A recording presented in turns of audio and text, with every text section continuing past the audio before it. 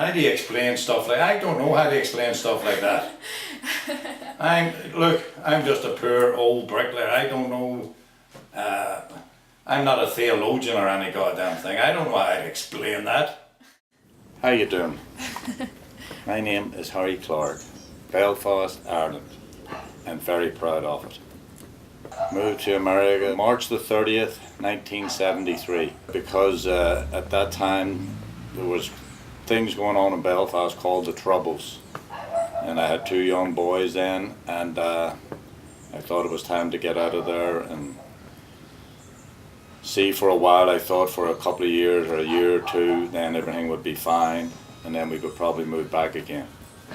And then the Troubles just went on forever, and then we just kind of went on forever and just stayed on, and that was about it. The Troubles are a conflict that's been going on in Ireland for probably 300-400 years, since the English invaded Ireland.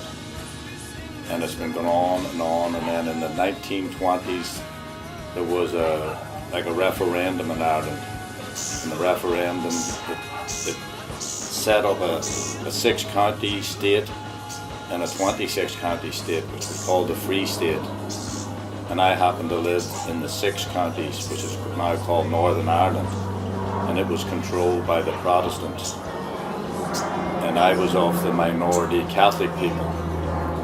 And then, as time went on, over the years from the 20s until 1969, which was the start of the Troubles, there was always conflict, because the Catholic people were treated like you would imagine the blacks were treated in the south here. There was a lot of discrimination and so on and so forth. And then in 1969 there was protests, and they wanted to get to be as equal as their Protestant brothers, which their Protestant brothers didn't want them, of course, so then the trouble started. Still, I went back a couple of times since it, you know. I mean, during the Troubles I went back in 77 with 76 with my wife and the oldest daughter. And it was very, I mean, just, it got to me, it near made me sick. You know, the nerves, you were afraid to go anywhere, especially at night, you know. And I was stopped a couple of times by the British Army. Marie and I were coming home one night, and the British soldiers pulled us over. They kind of knew me and knew who I was, and pulled us over and started fooling with my wife. And then I turned around, and then they hit me with the butt of their rifle, and one of them put their gun right to my head and said to their sergeant, who was standing to the side, "Should I shoot the bastard now?" And the sergeant says, "No, just leave everything alone, let's go." And they just left us alone and went on, and then we were left to walk home. Actually, what they want you to do is talk back to them. So if somebody's watching, somebody might, in the district, might think you're an informer. And that's the way they operated. Always did. Well, where I grew up in North Belfast, that's how they were treated, and it was like everything else. Violence just breeds more violence, so that's been shown all over the world anyway. I think everybody should know their history, no matter what it is, even if it's English, or if it's Scottish or Irish. But it's also important, and not to really care, but keep it with you, and then still move on and work the way you would work in America. But you should never lose where you came from, never. As much as I could go home to try and keep that in them, always to remember that they were Irish first and then American. Well, the community in Ireland is they're more family oriented than they are here. They just kind of move on from that. But when you're in Ireland, everybody is important to you. Even your second cousins or your third cousins, no matter who they are, they're all family. And they're always very important to you. Yeah, he started off as a small masonry contractor, and then over the years, he just kept getting bigger and bigger and better jobs.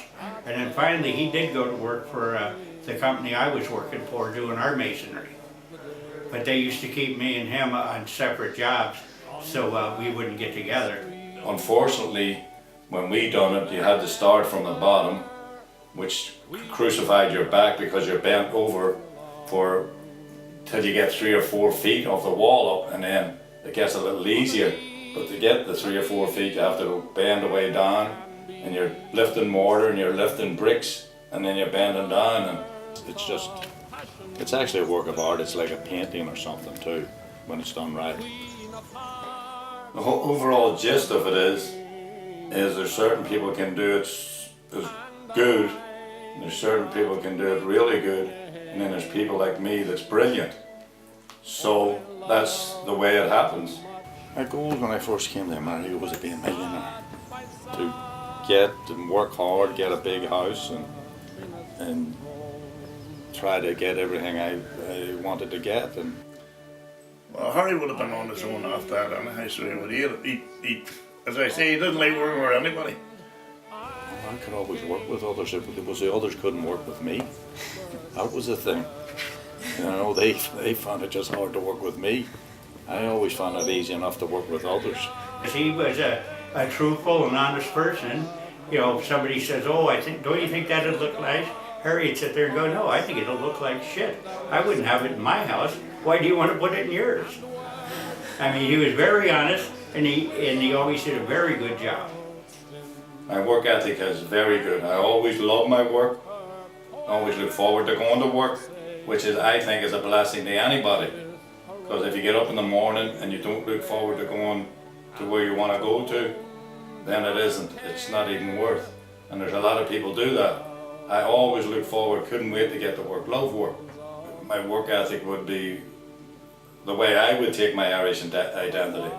Because to me, when I was in Ireland, everybody always worked hard and never slacked around. No matter what they worked at, they always worked hard. And I always tried to carry that with me. Well, he got that from his father. The hard working stuff, you know, I mean, he got that from his father, that's for sure. That's right, him and his mother, he probably gave him his brains, what little he has. But we agree on certain things, and most of all, we agree on sitting around having a few drinks and swapping stories. You know, none of them are that ever true or anything, but the thing he doesn't like about me is I remember all the old stories of him when he first got here, and he'd just as soon forget them. Well, I think it's more of a community thing, and as we would say in Ireland, for the Craic. You know, the Craic being able to communicate and get along and just talk a load of shit to people, you know what I mean, and do it right. And that's all about.